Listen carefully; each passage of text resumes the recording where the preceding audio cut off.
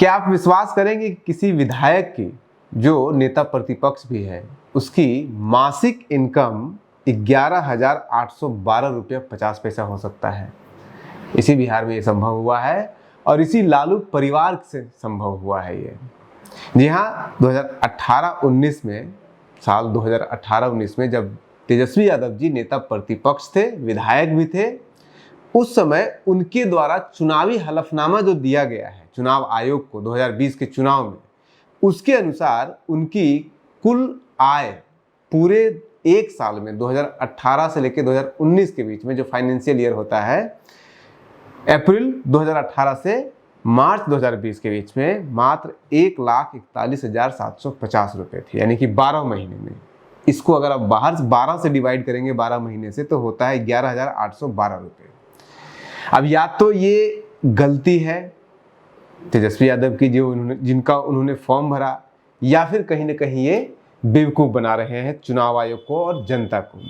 और इसमें सिर्फ इतना ही झोल नहीं है, ऐसे ऐसे बहुत सारे आज झोल आपको 4-5 आंकड़े में दूंगा उनके उन चुनावी हलफनामे से, जो जिसमें वो अपनी संपत्ति का ब्यौरा देते हैं, मंत्री रहते हुए, विधायक रहते हुए और बिना विधायक मंत्री रहते हुए। 2015 से लेकर 2020 के बीच के इन आंकड़ों को हम आपके सामने रखेंगे और उसमें झोल दिखेगा। वैसे तो लालू परिवार का पता नहीं किस्मत कहिए या क्या कहिए, हर दिन रोज नया एक झोल निकल के आ जाता है सामने।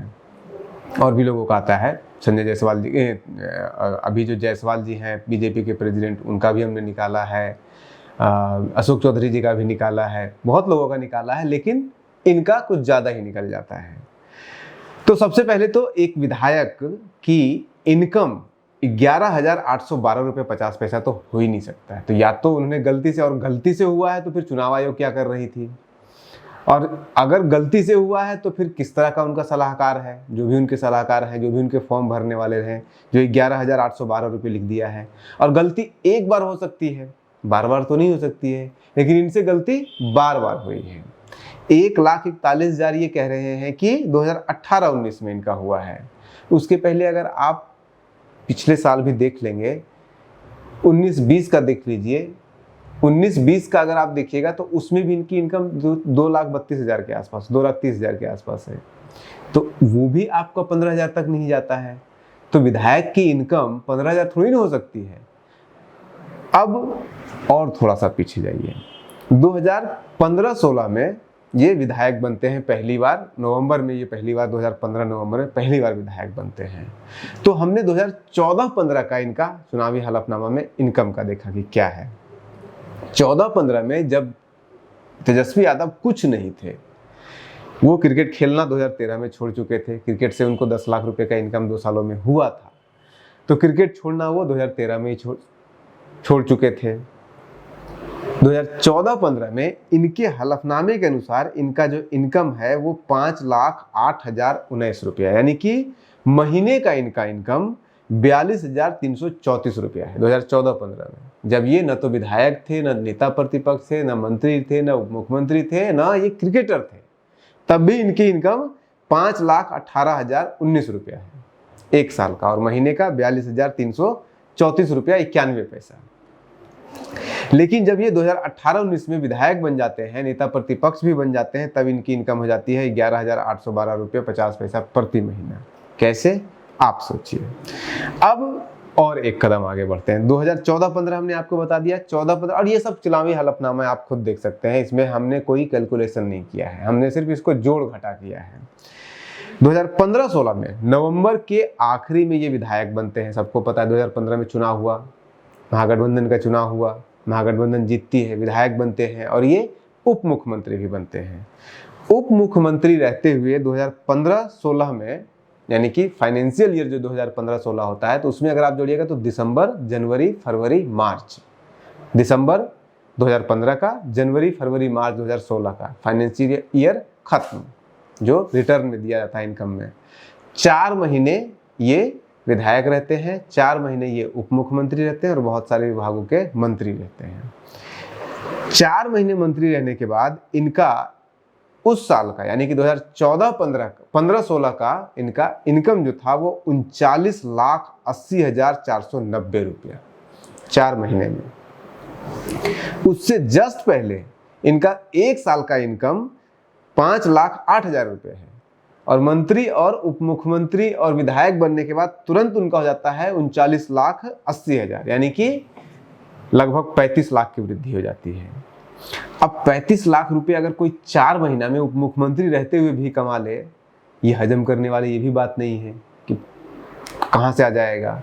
अच्छा, एक चीज़ और ध्यान रखिए कि जो इन्होंने संपत्ति का ब्यौरा दिया है तो उसमें ये भी देना होता है कि आपके आय के विभिन्न स्रोत क्या हैं। तो उसमें सिर्फ इन्होंने सैलरी लिखा है, ऐसा नहीं कि इन्होंने लिखा है कि मेरा कहीं ज़मीन है तो उससे खेती होती है, या मेरा खटाल है तो उससे दूध बिकता है, या मेरा मॉल है तो उससे इनकम होता है, किराया आता है, कुछ भी नहीं लिखा है, सिर्फ सैलरी। ये सिर्फ सैलरी का है। 35 लाख रुपए 4 महीने में किस उप मुख्यमंत्री का सैलरी होगा? राष्ट्रपति का भी इतना नहीं होगा। 8 लाख 8.5 लाख रुपए पर महीना इनका इनकम सैलरी से हो रहा है। और इसी विधायक महोदय का, इसी नेता प्रतिपक्ष महोदय का इनकम 2018-19 में कहते हैं कि 11,812 रुपये 50 पैसे था। अब नेक्स्ट ईयर भी देख लीजिए, 2016-17 में, भाई 2015-16 के फाइनेंशियल ईयर में ये 4 महीने के लिए उप मुख्यमंत्री रहते हैं और 4 महीने के लिए ही विधायक रहते हैं।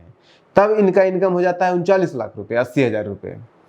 और जब 16-17 में, 2016 से अप्रैल से लेकर के 2017 के मार्च तक ये 12 के 12 महीने उप मुख्यमंत्री भी रहते हैं, 12 के 12 महीने विधायक भी रहते हैं, तब इनका इनकम बढ़ने के बजाय घट जाता है 34,70,220 रुपये। हालांकि 34 लाख भी नहीं होना चाहिए, सिर्फ सैलरी से नहीं आ सकता है, लेकिन इसमें तो बढ़ना चाहिए ना। जब 4 महीने में 39 लाख रुपए है तो 12 महीने में तो और ज्यादा बढ़ना चाहिए, लेकिन बढ़ने के बजाय ये घट गया है। इस तरह के झोल आपको इनके फाइनेंशियल जो देते हैं चुनावी हलफनामा, उसमें आपको भर भर के मिलेगा, चाहे वो प्रॉपर्टी हो, चाहे कुछ भी हो। और इनकी प्रॉपर्टी का भी अगर आप पूरा डिटेल निकालेंगे तो 2014 के बाद इनके नाम पर कोई भी एक भी संपत्ति नहीं खरीदा गया है। जो भी खरीदा गया है उससे पहले खरीदा गया है, तो वो भी एक नहीं हो सकता। और एक आखिरी में एक और समझ लीजिए कि अगर 2015 में पहली बार ये विधायक बनते हैं, 2015 से लेकर के 2020 तक 5 साल का इनका सारा इनकम, 6 साल का सारा इनकम अगर आपका जोड़ लीजिएगा तो इनका टोटल इनकम 95 लाख भी नहीं पुरता है, 95 लाख भी पुर नहीं पाता है। 5 सालों का होता है 89 लाख और 6 सालों का होता है जाकर के इनका 14 से लेकर के 20 तक 6 सालों का हो जाता है लगभग 95 लाख रुपए। 95 लाख रुपए इनका इनकम है। और इनके ही अनुसार, इनके चुनावी हलफनामे के अनुसार इन्होंने 2020 में 4,10,50,000 रुपये लोगों को कर्ज दे रखा है। और कर्ज किस तरह का? जो अनसिक्योर्ड कर्ज, मेरा दोस्त, मेरा भाई, मेरा ये, मेरा वो, मतलब उस तरह का कर्ज नहीं, या फिर किसी भी व्यक्ति को, किसी कंपनी को इन्होंने 4 करोड़ रुपए का कर्ज दे रखा है। यही तेजस्वी यादव जो 2015 का अपना चुनावी हलफनामा दे रहे होते हैं तो उस समय कहते हैं कि इन्होंने अलग अलग लोगों को 1,13,00,000 रुपए कर्ज दे रखा है। जब 2015 में आपने 1,13,00,000 रुपए कर्ज दिया था और 2020 में 4,10,00,000 रुपए हो गया ये कर्ज देने वाला कर्ज, तो ये 3 करोड़ जो आपने कर्ज एक्स्ट्रा दिया लोगों को, ये आया कहां से?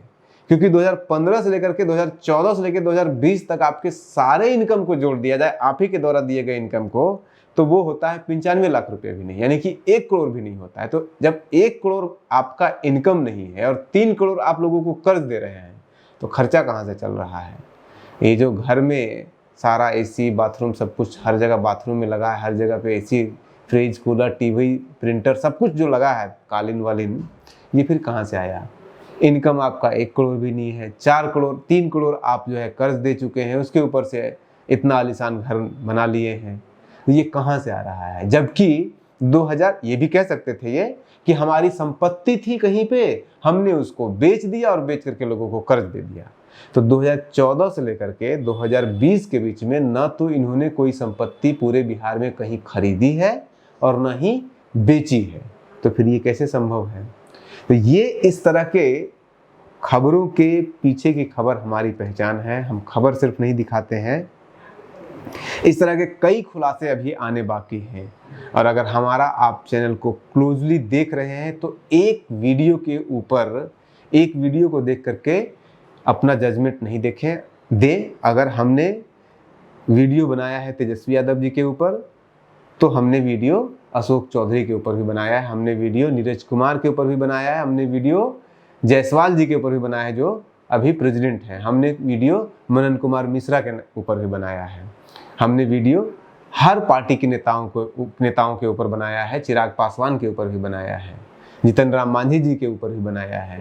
हमारे लिए कोई पार्टी इम्पोर्टेंट नहीं है, हम बिहार के लोगों को वो इन्फॉर्मेशन देने के लिए यहाँ पे हैं जो इन्फॉर्मेशन शायद आप तक नहीं पहुँच पाता है, या फिर कई बार जैसे ये इन्फॉर्मेशन है 2020 में इन्होंने हलफनामा दिया लेकिन किसी ने नोटिस नहीं किया, अब नोटिस किया है तो हम आप तक पहुंचा दिए हैं। आप बने रहिए न्यूज़ हंटर के साथ और हमें सपोर्ट कीजिए, बने रहिए न्यूज़ हंटर के साथ। नमस्कार।